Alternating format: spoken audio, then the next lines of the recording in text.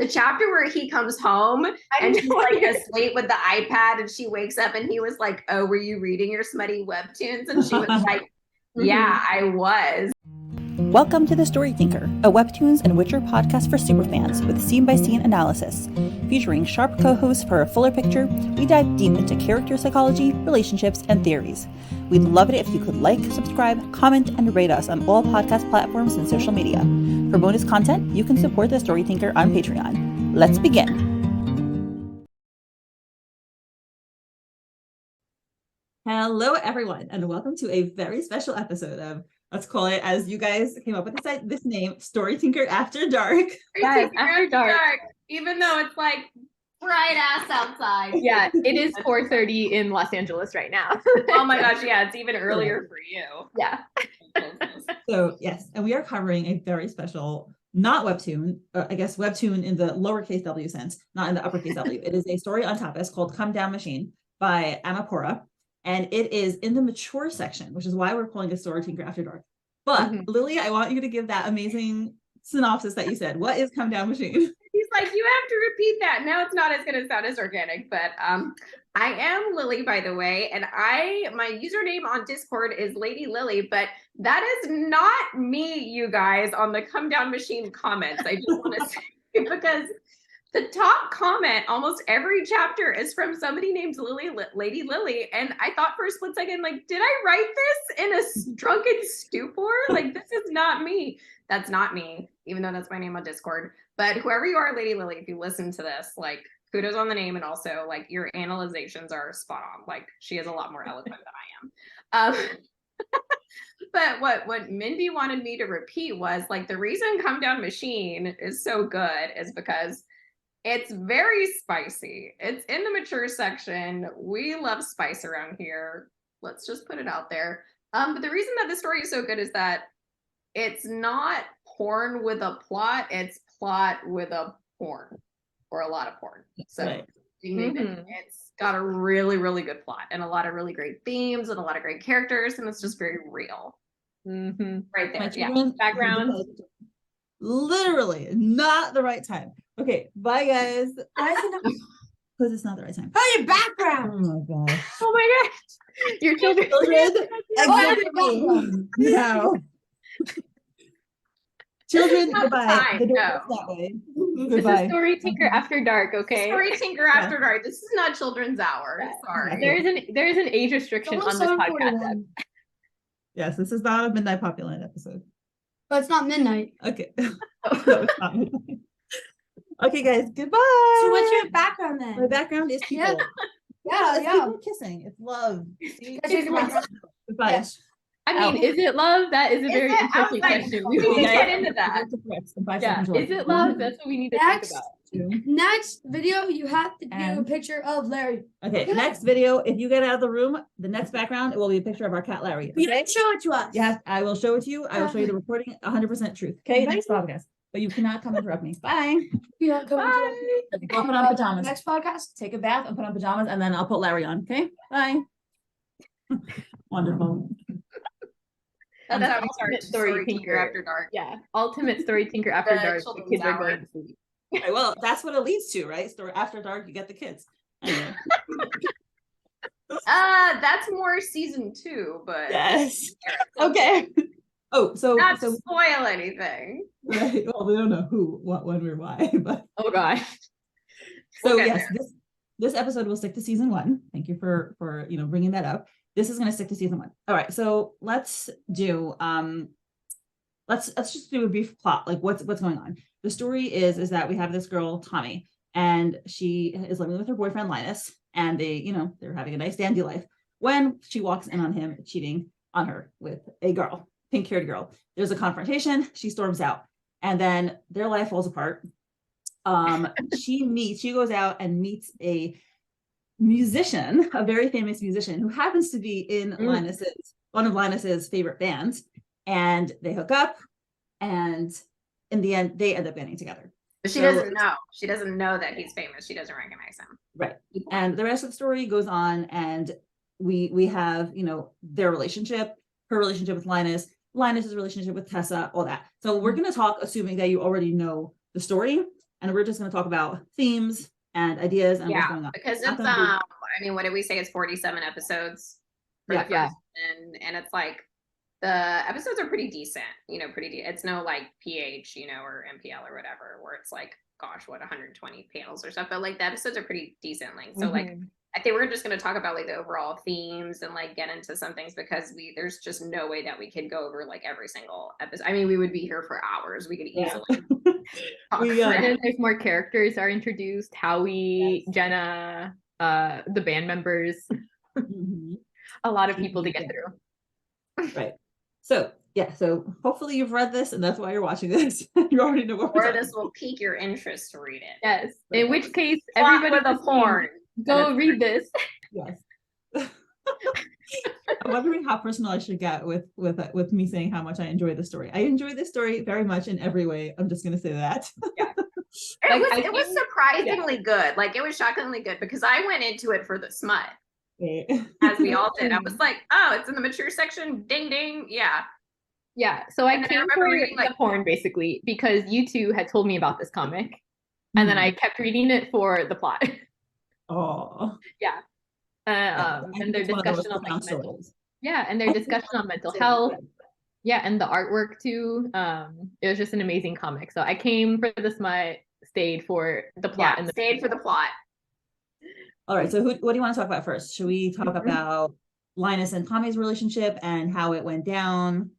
Who's at fault? Yeah, because I think that's kind of like the crux of the beginning of everything. Like, that's kind of the foundation for the whole storyline, is like everything keeps coming back to their relationship and like the blame game, right? Like Tessa's blame for Tommy, Tommy's blame on Linus.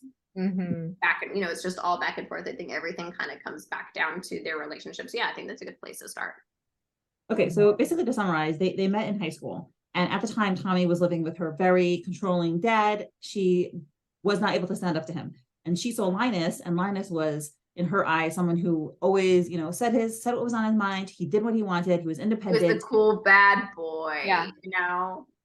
Like someone you're just automatically drawn to. Like, she was the good girl, right? She was like the good girl who like always then there and was like red books, two shoes, like got good grades, and then you're attracted to this like musician bad boy who like gets into fights and plays in a band and like shows up to school with a black eye and is like whatever, you know. So she was like really drawn to him because they were such opposites. Yeah, and then, you know, they get together, and she, in retrospect, when she's analyzing their relationship, one of the best things that I thought about that I appreciated about Tommy was that she understood how some part of their relationship she was very selfish in. So, you know, she used him to build her up, which is very normal for a couple to do. She, you know, we build each other up, and she really recognizes that she leaned on him and relied on him to build her up into a person who was more confident. He allowed her to achieve her dreams. They moved out together. He supported her in moving out. They lived together, like left the city so that she could go to college, and, you know, he could do his music thing. And what happened is that over time, basically his past caught up with him, and he did not help her. So we learn later on in the story that his dad was very abusive, and that he had to constantly stand up for his mother, and he would take the beatings for his mother so that his mother would not get beaten. And his father was physically abusive, emotionally abusive. And basically what happened is that Linus, you know, was able to tolerate it reasonably well in high school, but when he became an adult and life wasn't going his way, it caught up with him because he never dealt with it.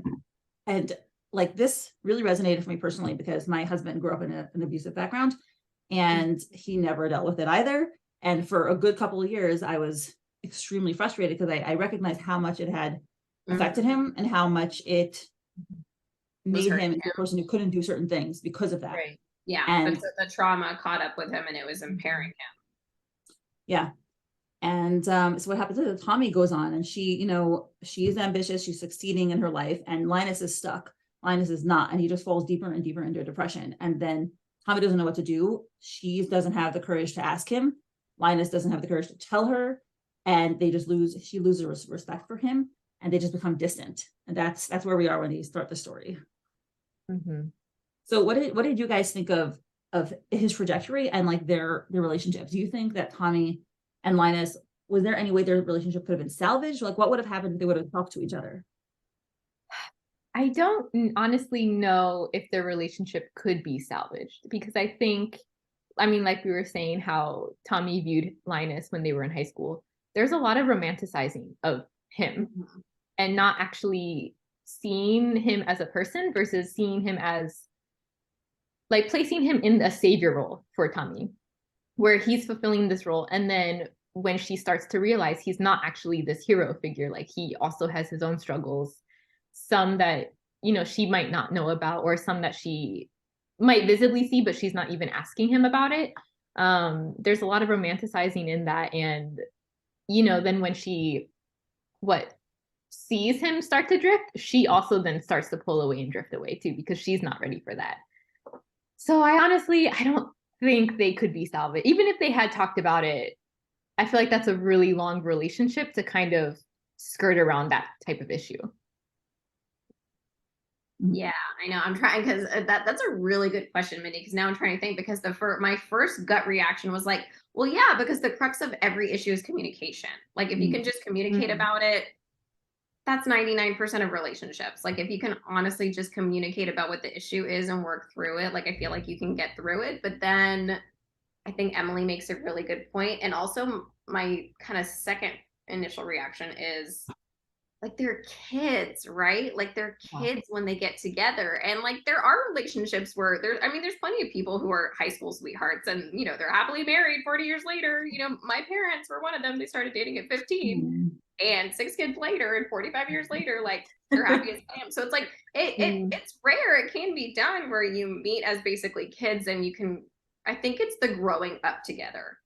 Because like, I mean, I've talked about it before in other podcasts, but like I've been with my husband for a very long time. Like we met at 19 and 20 and people are like, have you guys like been together for so long? Like, have you guys like still, like, how are you guys like still so happy? And it's like, we really just grew up together. Like we really stayed, like we were both on our own paths, but we were both going forward. And the problem with Tommy and Linus is that they were not going forward, or Linus wasn't. Tommy was going forward, in air quotes, in her, you know, career / schooling, but like emotionally, I wouldn't say that she was going forward. I think they were both very stagnant. If that makes sense. So how much sympathy did you feel from Linus when you were reading this? Because I felt a ton of sympathy, even when he cheated. I mean, and obviously the author, then what happens next is that this has happened to the guilt and self-hatred, but let's not even get to that right now. But I felt a lot of sympathy from Linus because he wasn't given emotional tools to handle things in his life. He's acting out instead of handling things appropriately because he doesn't know how to express himself and how to ask for the help that he needs. And he's turning to the person who gives it to him, Tessa, which is another question, because what do you think of Tessa's behavior? No. We already have to like start a new timer on. Okay. Yeah. My God. Linus first. Yeah, Linus first, and then we'll get into Tessa. Like, I mean, I definitely felt same. Like, I felt a lot of sympathy for Linus once we got more of his backstory, obviously, with him and his parents and his family. I also felt a lot of sympathy for him in the way that he's absorbing failure into his like mental health and his psyche. I mean, obviously, everybody knows failure sucks. It's one of the worst feelings ever. But Linus, he wants to become a famous musician. He moves from a small crappy town into the city. And that's where I think like class comes into, because he's from a poor background and he's just like, oh, I'm going to become a famous musician. But he has none of the tools to actually understand how to even like set himself on that path. And then he can like, I mean, he gets stuck really fast, obviously, because he's working at a record store, not really doing much on the side. I mean, he's in a cover band. Expectations, right? I mean, like, I mean, it doesn't matter if you're from a small town or if you're really young. Like, everybody knows that statistically, it's almost impossible to make it. Like, even if you're really, really talented, it's all about connections and and like, it can take years and years and years to get a really lucky break.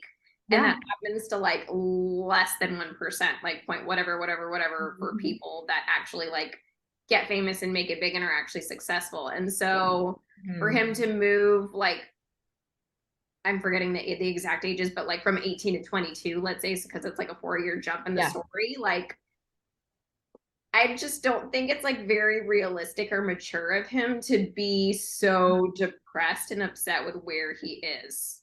Yeah. And I mean, if you look at the members of his favorite band, they are all like, he's 𝗪𝗪𝗪. They're all in their late 20s, almost 30s. Late 20s. And also they all come from very privileged, wealthy backgrounds. Yeah, exactly. Like, yeah, mommy so no and daddy, wonder they're so successful. I mean, label, you know, they can get your foot in the door, and it's like, I mean, even the people that you can think of that like started out small, like, I mean, I'm not the biggest like 𝗪𝗪 fan. Everybody can hate on me for that, but like everybody's like, oh, she started out in some Nashville small roots. No, she came in from a very privileged, wealthy background, and like had a lot of ins already with the industry.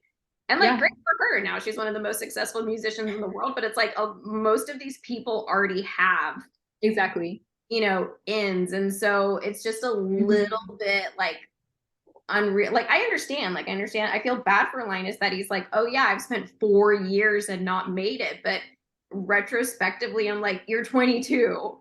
You're still 22. You have tons of time. Like, you know, a lot of people don't ever make it, or they don't make it until later in life. And so, I mean, I get it. 4 years when you're 22 is a really long time. You're a totally different person. I mean, he's 22 with no money, working no connection, like a crappy retail job at the record store. And I mean, it's hard to like try to make it or be creative or successful when you are also struggling to pay rent.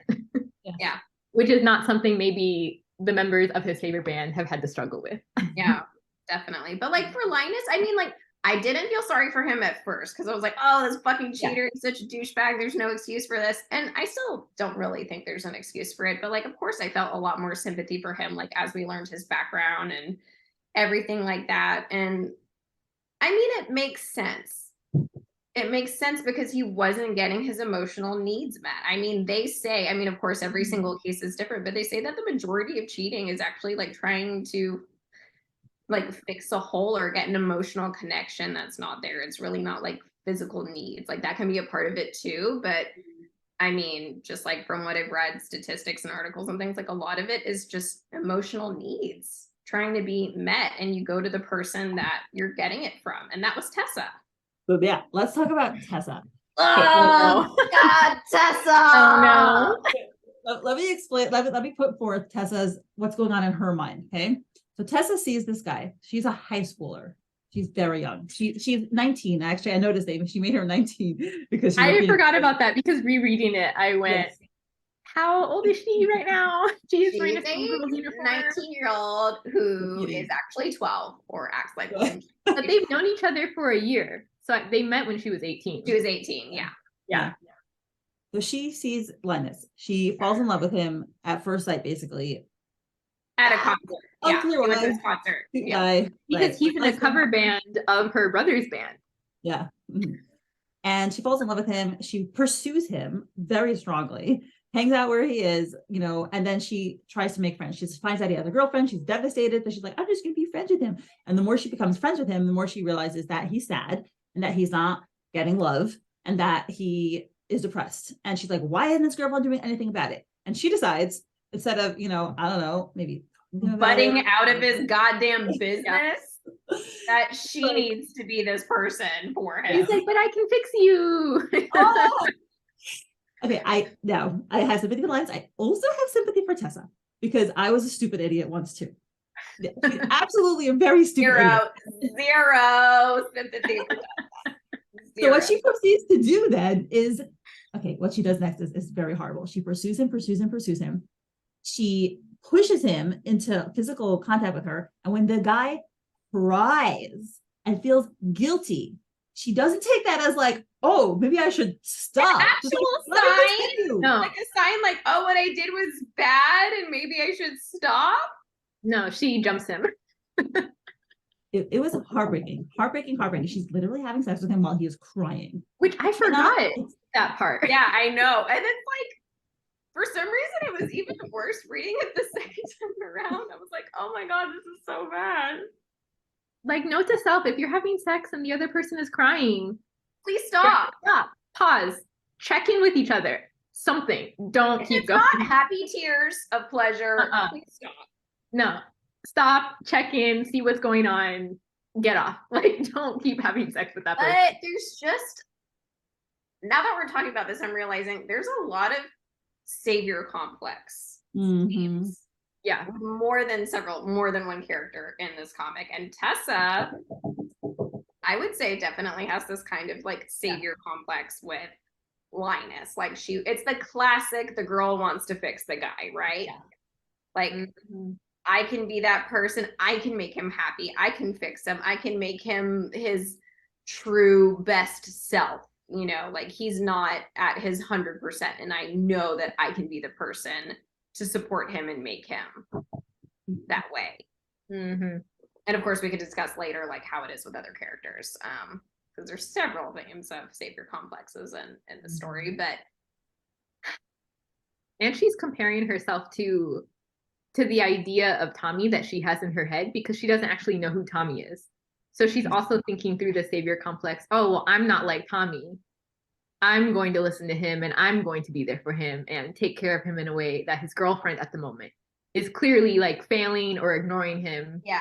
But I think, she thinks Tommy like this rude bitch, basically. But it also makes me wonder, like, how much of her vision of Tommy is what she came up with in her head, and what portion of it is what Linus has said. Like, is Linus saying things and she's just running with it and coming up with these crazy ideas? Like, or is Linus like, I don't think Linus has ever said verbatim, like, Tommy's a frigid bitch. Like, I can't. It's in her head for sure. But I can imagine him being like, yeah, we just haven't really been intimate, and you know, like, that's hard for me. And so she, because she's stupid and 18, automatically jumps to, she's a frigid bitch, instead of like, oh, what could be going on in their relationship or in Tommy's life where like she's not feeling so intimate or drawn to have a sexual relationship with her boyfriend. Okay. All right, so let's talk about why do you think Tessa is as immature as she is? Because she's a child. Yeah, because she is a literal child. And if there's a 19-year-old listening to this, you are a child. Sorry, you're also a child. I'm so sorry. But okay, I'm sorry. Every older person, not to say older, but just like older in the sense of like, I'm older than 19. I know we all think this way, like, oh, I wasn't like that when I was 18 or 19. I know I was stupid at 18 or 19. I'm not saying that I wasn't. I know that I was stupid and I know that I was immature. But I will say I knew better than to do 99% of the shit that Tessa does. And that's because Tessa is a spoiled brat. I was not a spoiled brat. Yeah, same. I was a hot mess in my college years. I won't lie. Yeah, no, I mean, like, I was a hot mess of an 18-year-old, 19-year-old too, but like, I knew way better than to like be a home wrecker 100% and to blame other people when I didn't know their stories or feel like I was entitled to a man that I had no entitlement to or anything like that. Like, it's just, she's spoiled, and like we can get into her character and character development with that, and we see a lot more of it in season 2, which we can do in a further episode, but like we know that she is spoiled, and there are other characters like her brother and people who enable themselves like her brothers, you know, like who consider themselves family, that know and confirm that she is a spoiled brat. So she's just used to getting her way. Yep. You know, I mean, I want to blame her for it. I don't know if I can or cannot based on her upbringing. She thinks she can have whatever she wants. So of course she sees Linus and goes, I want him. I'm going to have him. I'm going to do whatever I want, because damn, the girl has balls at 19. I was so scared to talk to men at 19. Like, I could not imagine being like, yep, that's the guy. I'm taking him. He's taken, but I'm taking him for myself. Yeah. She lacks perspective taking, which, you know, one of the things that as a parent you try to do is get your kids to think about what the other person feels like. What's it like in that other person's brain? How do they see the situation? And she doesn't really seem to be able to do that. It's all about her and her way, and my way is the only way, and my perspective is the only perspective. She can't understand that things might be different than what she thinks. And I think a big portion of her character is just like so much of my hatred for her. Like, it's hatred. It's like, it's not even just right. Like, I really hate this character. So much of my hatred for her is solidified in our first meeting with her, whenever Tommy walks in on like Linus cheating.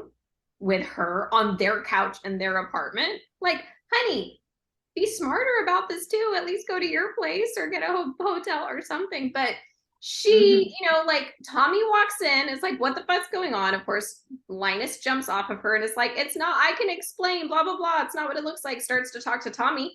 And she stands there cross-armed and is like, naked still, already making accusations at Tommy, because when you are 18 or 19 or that young, the other person, the other woman, the wife, the girlfriend, or whoever, it's abstract, right? It's very abstract. Like there is a girlfriend, there is a wife, there is a other person, but it can be very abstract. Like they're not real, right? Like unless you see them or interact with them. So I feel like the majority of people who are normal would actually feel pretty bad seeing the other person for the first time and thinking like, oh shit, like that's them. They're an actual person. They walked in on us. They're horrified. They're so upset. Like I'm breaking up this relationship. This is really not right and fucked up. But she stands there and continues to like insist that she's right and berate Tommy.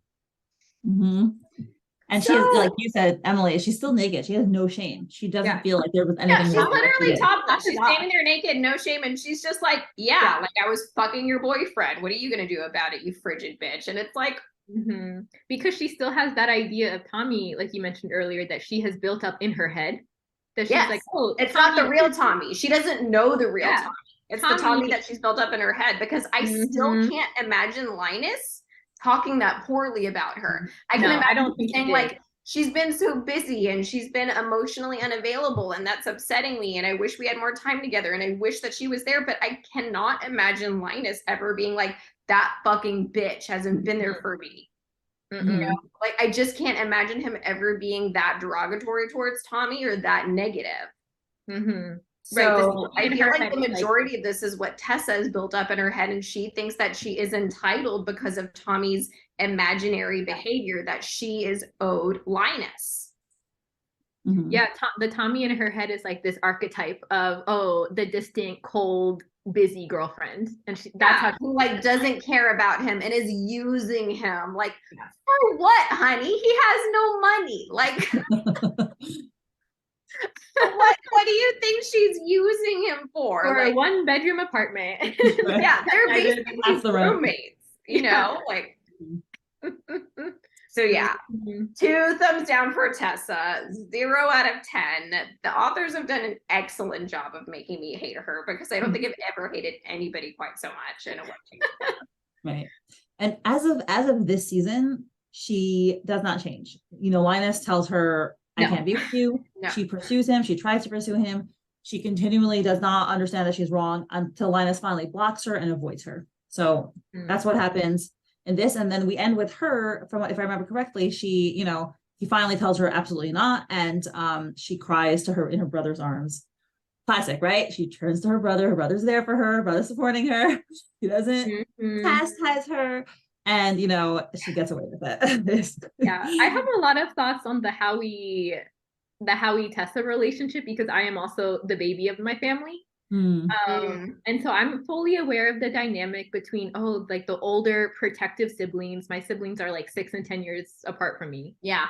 So I understand like the protectiveness, but also the dark side of that is, if you are making mistakes, you need to be called out about that. 100%.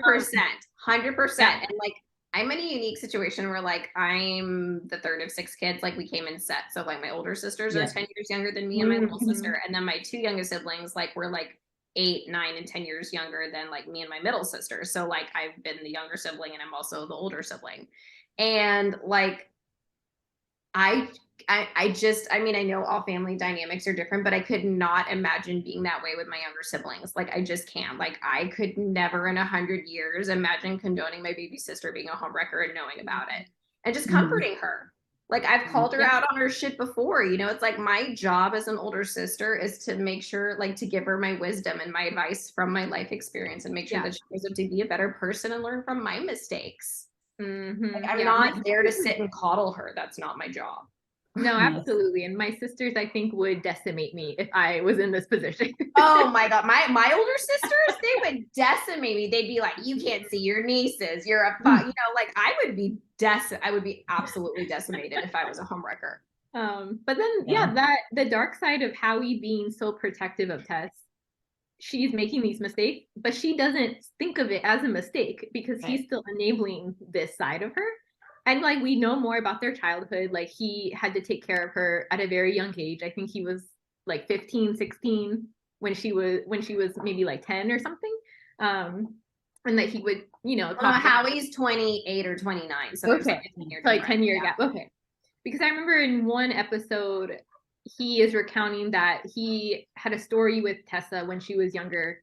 That's season 2. So oh, that's season 2 about the. I think so, right? For sure. Oh, I could have sworn season 1. Well, there's stuff in season 1 where he talks about like all the stuff that's going on with the mom and that the mom does not like her. Okay. Whoops. Fine. Never mind. Maybe it was the season. No, you're good. So basically Tessa and Howie's dad had an affair. Yes. And Tessa is the product of that affair. Yeah.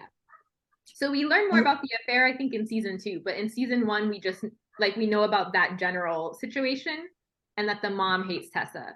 So then Howie, you know, stepped in as like a pseudo parental figure to her.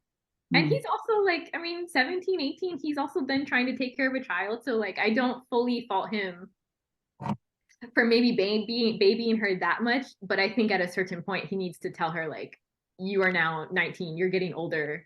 I can't always be there to help you out. And also you need to think about your actions and the people around you. You're an adult.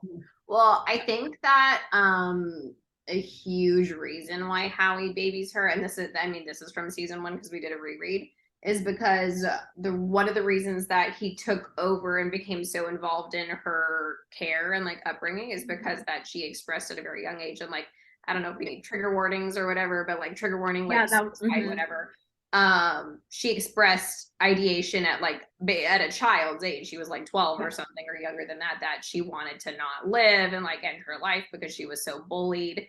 And so he was very alarmed and was like, holy shit, this is super messed up. And that's when he stepped in and, you know, was like, I will step in, you know, to make sure you're not bullied by mother, even to the point where he like said that he would take over their their business, their conglomerate. He, you know, he wasn't planning on taking over the family business. And then he said, if you leave Tessa alone, I will take over the family business like you want me to. Right. And he would marry whoever they wanted to. And then he would, you know, marry whoever for like business reasons. And so I think in the back of his mind, Howie's always putting like that, you know, mental health / suicidal ideation, you know, but I mean, she was super young at that point. She was like 8, 9, 10, something at that point. It's like, you know, 10 years later, she's not going to go off herself just because you tell her you fucked up as a homewrecker. Like, you need to give her a little bit more credit. She's not the same 10-year-old kid anymore. But I think that's just how he sees her. I think he thinks that she's so fragile that she'll, you know, oh my God, she could become suicidal again. She struggled so much with her mental health and all that stuff. And like, that's fair and that's valid. But like, as we see, Tessa is perfectly fine. Yeah. Well, that's also denying, like, he is then denying her agency too, and that she is making decisions. Yeah, 100%. I mean, there's one scene that I was just looking at right before we started talking, where he's drinking a cup of coffee or something, and he like sees baby or a young Tessa like in the coffee, and I'm like, so I mean, he's always seen her in this role, even though now she is 19. Oh yeah, and I mean, I get that. Like, my siblings now are, I can't even think. I'm like, what? They're 24 and 25. Because I'm 10 years older than them. I'm gonna be 34 this year. Yeah, whatever. But I still see them forever in my head as like 12, you know? But like realistically, I know that they're adults.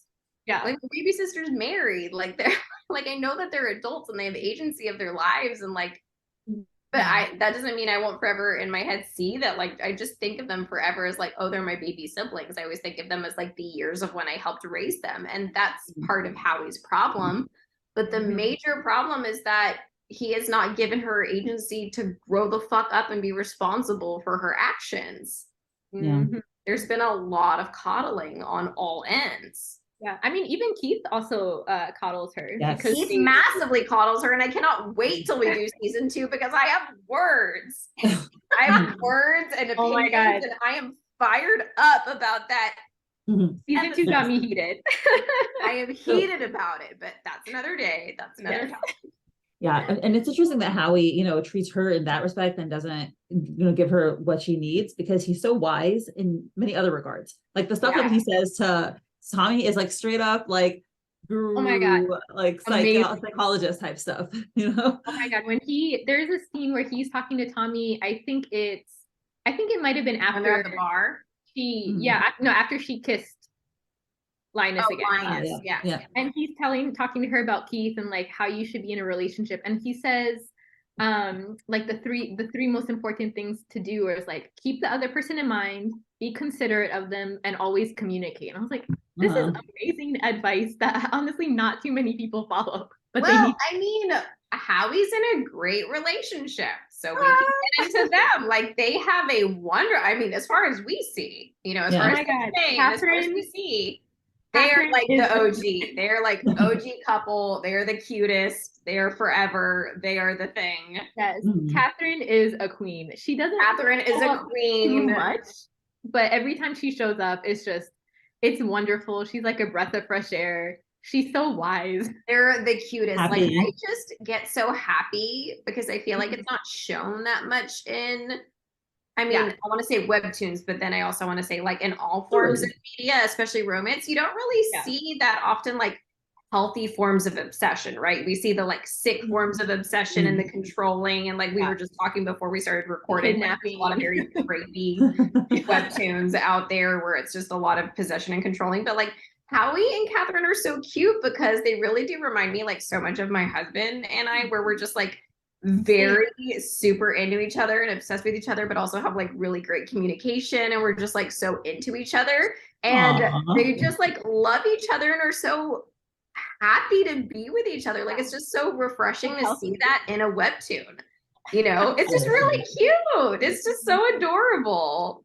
I love when they tease each other about being like how he really desperately wants Catherine to be jealous. Yes, that's so funny. And like I really feel very connected to Catherine and Howie. Not that my husband is like Howie and not that I'm like Catherine, but just their relationship. When I was reading it, I actually, like, my husband doesn't read Comedown Machine, but the chapter where, and we can get into the spice, the chapter where he comes home and she's like asleep with the iPad and she wakes up and he was like, oh, were you reading your smutty webtoons? And she was like, yeah, I was. And he's like, oh, was it enough? And she's like, no. That is actually happening with my husband. That exact scenario. Like I literally was screaming when I read it, and I showed it to my husband and he was like, are they recording this? Like, what is happening right now? Oh my God. Actually, and all of the like and all of the jealousy stuff, because I am so comfortable in my relationship. Like I don't care. Like my husband can go to the strip club at a bachelor party, like he can get a lap, like I don't care. I'm not jealous. He's like, I wish you would get jealous. Like he'll come home and be like, yeah, this girl hit on me at the bar, and I'm like, great. Good for you. How did that feel for you? Did it make you feel good about yourself? Because when I get hit on, I'm like, I still got it. I'm old and I still got it, you know? And then he's happy for me. Like we just have that kind of relationship. So to see it in media, like I was overjoyed. I think they're the cutest. No, I went through that exact same thing, especially with that episode. I showed it to my husband, like, I know, especially the webtoon. Everyone like, reading it. Like the line, were you reading a smutty comic? I'm like, yeah, he goes, was it a smutty one? And I'm like, Johan has said those words verbatim. Those exact words. And it was just so, it's also kind of meta because you're also reading a smutty comic about and then they proceed. It's exactly it. This was just so brilliant. And then as like Mindy said in our Google Doc summary, sex ensues. Sex ensues. It's a good episode when sex For those of you guys listening, Mindy made this amazing Google Doc summary of all the chapters, and every other chapter it says blah blah blah blah blah summary. Sex ensues. Yep. Yeah. I didn't or go in into detail because we remember it. Yeah, parentheses. Sex ensues. Sex ensues. Yeah, I love that they put that in, because she put that in because that's obviously like a line to us readers. And yeah, if I'm not in the mood and you'll want me to get in the mood, he's like, go read your webtoons. Go read it. Go read a smutty one. Yeah, that's what he wants. And So then, it's either like go read a smutty webtoon or a fanfic, and he knows. It's just like that's always gonna work. Oh my gosh! So actually, so when I've shown Johan like a few episodes of this comic, and for a while he was convinced. He only recently discovered that the comic is called the Comedown Machine because he thought it literally was the come down machine. Like CUM. Like CUM. And then he saw the title and he was like, wait a minute. I thought it was because I would mainly show him the smutty ones. Oh God. So why is it called the Comedown Machine? He knows the name of this one. He's like, which one are you doing tonight? And I'm like, Comedown Machine. He's like, okay, I don't know this one. He just knows PH. Yeah. What? So do you got why is it called Comedown Machine? Is that a phrase? I don't know. I never Googled it. Like, what does that mean? So it is a song by the Strokes from their recent one of their recent albums. Okay, fine. It's called the Comedown Machine. But I think it's also a phrase. Yeah, I have also not listened to that song, so I don't know. I know the comic is really good about comparing like song lyrics and titles to like the theme of that episode. That's what I was wondering about. Every title is a song lyric. Oh, okay. Yeah. I figured it sounded too specific, but I don't know. I was with you, Mindy. I honestly didn't know. I just kind of ran. But I don't know like the specific connection between the song and the theme of the comic. That could be a whole other episode. I know, like, especially in, not that I'll give away stuff from season 2, but I know a lot of the comments were like, oh, we're in the come down part of the Okay. And I'm like, is that the song? Does that just mean like shit is happening now? Yeah, that's what I'm thinking. I'm like, is that just mean shit's hitting the fan? Like, that's what the come down machine is? I don't know. I feel like I should have been better prepared coming onto this podcast, but I think that knowing that now that every title is a song lyric, maybe I'll make a separate video just about that, pulling the songs and like. I recognize some of the titles. I was like, wait a minute, where have I heard this before? Like, I know this one. Oh, especially the Strokes. Strokes are. Oh yeah. So let's see. What's another one? What did you guys think about? Oh, okay, Keith. He sees this girl. Okay, he sees this girl. He hooks up with her. He thinks that's all it's gonna be. Then, and he tells us flat out that when he saw that Tommy had been dumped, and when he saw Linus, something about him, something competitive, something jealous, something possessive. I don't know. He's like, I'm gonna go for this girl. This girl's gonna be mine. And he constantly provokes Linus on purpose, makes him feel like poop, and. No, but we know the reason. We know it's because he was trying to get back at him for sleeping with Tessa. Yeah. He considers Tessa like a little sister. Right. But even before he knew that it was Tessa, he was also a jerk to him. So yeah, what do you guys think that was unjustified? Or was that too much? Like to knock a man while he's down? Especially a fan. It was so, I was like, my heart was breaking for Linus. Well, I don't think he knew that Linus was a fan at the beginning, because when he hooked up with Tommy was like, I was literally just dumped. And so he just thought it was a one-time random hookup. But I mean, clearly he and Tommy connected in more ways than one. And he felt a lot of attraction to her. So he like went to the school and dropped off her backpack, and saw Linus. And I just think it was a little bit of like maybe healthy, not so healthy male competitiveness. Like, oh, like I want your girl now, like you don't, like you fucked up. Mm-hmm. You don't have your girl anymore. Like, I'm gonna take her from you. She's beautiful. I'm gonna take her. She's mine now. Because he didn't figure out the Tessa stuff and like him being a fan until later. And so I think the kind of initial reaction was just like male competitiveness. Yeah.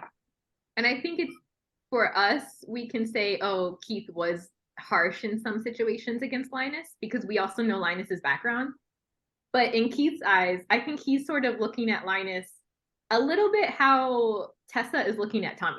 He's like, oh, this boyfriend, he's a shit boyfriend. He's never there for Tommy. He even cheated on her with, my technical baby sister. Like in his eyes, Linus is the archetype of a shitty ex-boyfriend. So he's like, oh, I don't mind like having sex with his ex-girlfriend now, and I'm gonna keep doing it. And now I'm gonna do it in their apartment where Linus can even hear from the kitchen or something. They did that several times. Yes. Yeah. So actually, this is a good time to talk about Linus's reaction, because when Linus hears them having sex, or throughout the, you know, the story, when he's feeling guilty, he, again, I guess maybe another trigger warning, he cuts himself. And you know that this is something, it looks like that's something he's been doing for a while, whenever his feelings are overwhelming for him. And in this case, what he feels is tremendous self-hatred. And this is a constant theme for Linus. His father's, you know, figures always standing there over him with this like ghastly, horrible eyes, mocking him, putting him down, deriding him, telling him he's worthless, telling him he can't do anything. He's always doing everything wrong. And Linus struggles with that. That is massive. And the way that he releases that is he cuts himself, and he hates himself. He hates himself. And it is, it is super heartbreaking. And we're still in season 2, and we haven't resolved that. But here in season 1, it's especially strong. This is like something that is, you know, that is Linus. So what did you think of that? And is that something that also, again, made you feel sympathy? What would you do? Like, what do you think of how he's? Oh, definitely. I definitely feel massive sympathy for him, because anybody to get to that point where they're doing that to themselves, like they're deep in the depths of self-hatred.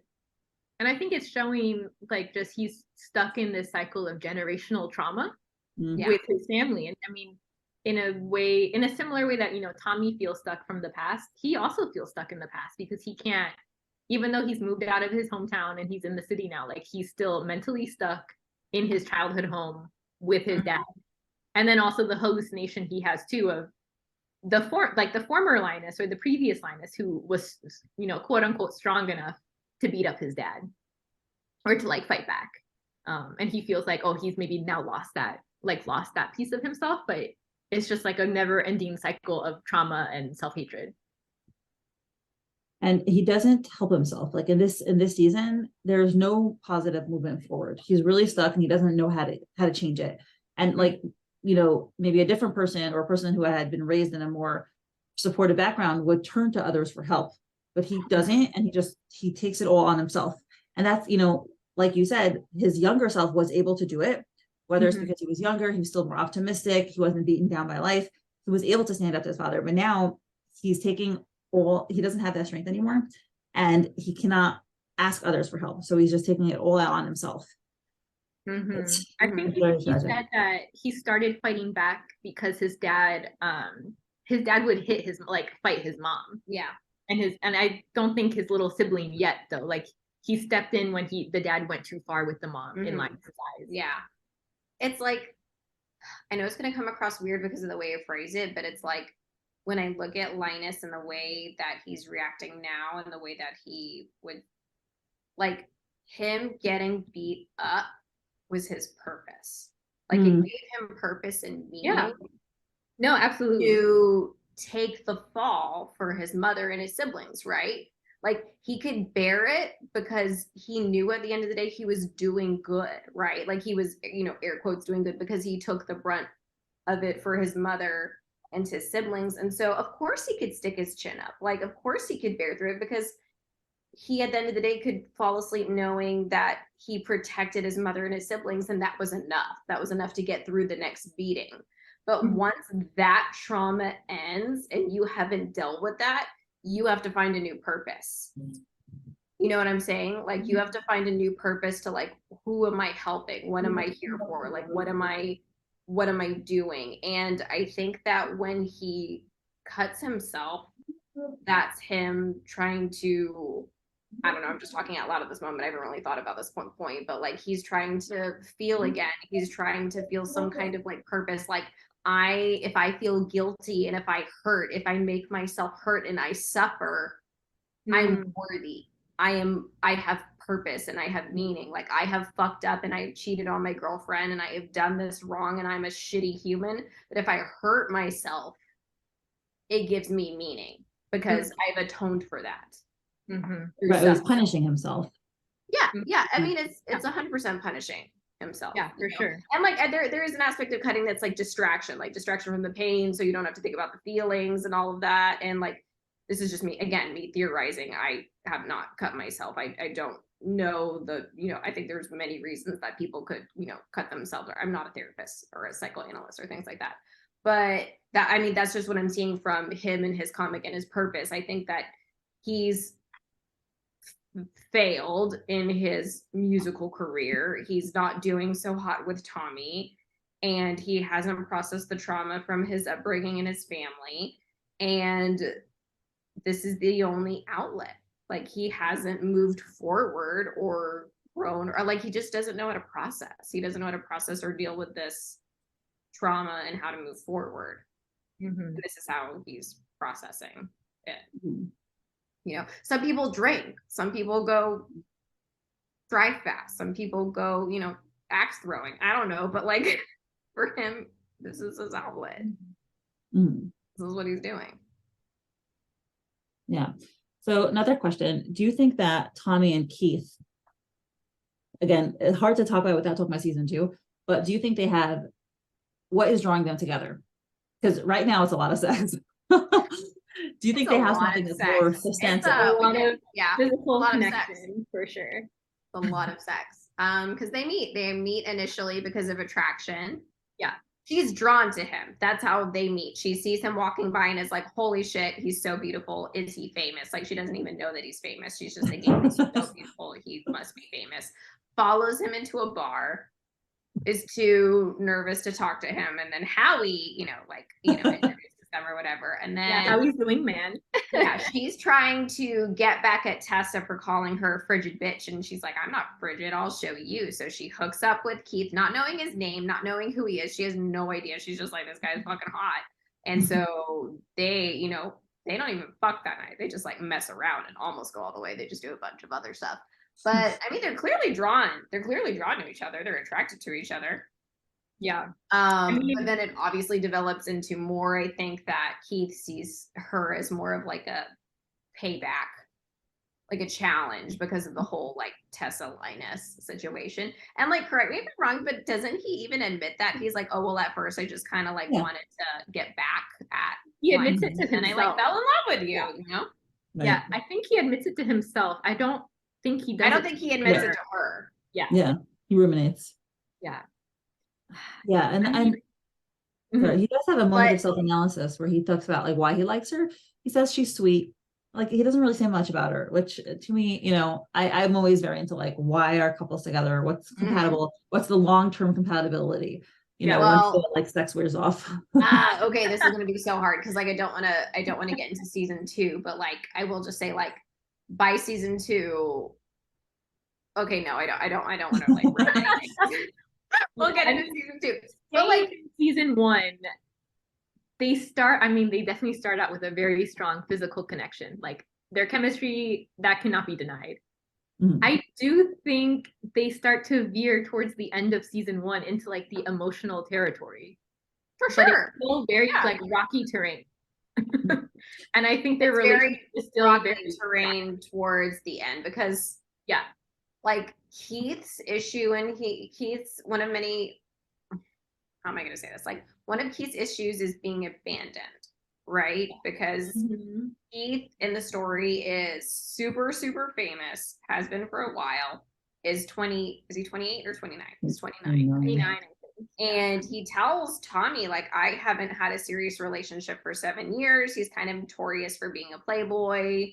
And that's because he's so terrified, because his like previous serious girlfriend, I think they use the term like can't take the heat from the paparazzi, and I'm like, she got death threats. Like, I would that's a lot to handle.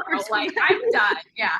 So basically, his previous girlfriend wasn't famous, was like some super local artist that he met, and they got into a serious relationship, and like they really loved each other, and she, you know, started getting death threats from the fans and was getting harassed, and she's like, no, I can't handle this, I'm done. Which I think is totally fair, but I also understand Keith's reaction, because he's like, how can I ever have a normal loving relationship or have somebody stay by my side because of my pain?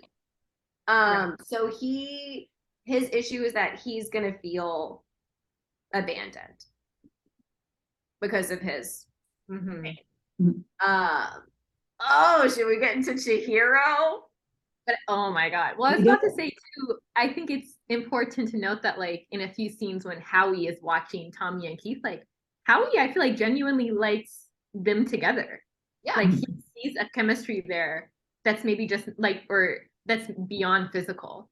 Mm. And I mean, Well, Howie I think is a Howie good recognizes that Tommy is good for Keith, because Keith, I feel like, is like kind of drawn towards maybe like the not emotionally so healthy, unavailable toxic women. I don't know.